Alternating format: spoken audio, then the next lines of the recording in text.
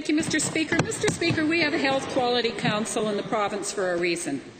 Part of its mandate is to assess, inquire into, or study matters respecting patient safety and the quality of patient care that are referred to it on the request of Alberta Health Services. Mr. Speaker, we have 322 documented cases of emergency room delays with painful and sometimes fatal results. And that's only one emergency room alone. Given that the Health Quality Council can't investigate until directed to do so, why hasn't the Health Minister given such orders so that we can get to the bottom of it?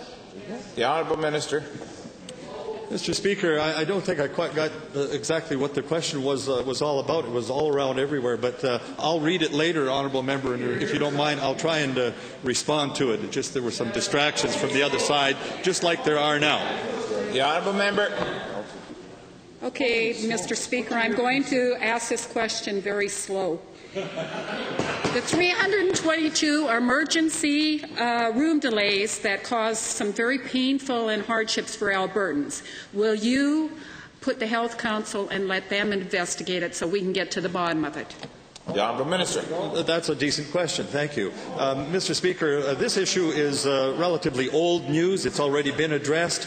We have some people who've looked into this, and as a result of that, in fact, I did a press conference today. So we are reducing the wait times for emergency inpatients by as much as 70% in some hospitals in Calgary and Edmonton, by as low as 42%. But improvements have been made to address exactly what the emergency docs asked us to do last October, and the protocols are working.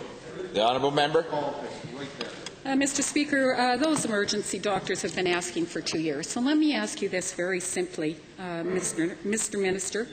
Will you call the Health Quality Council in to investigate the 322 cases that were documented previously? The Honourable Minister.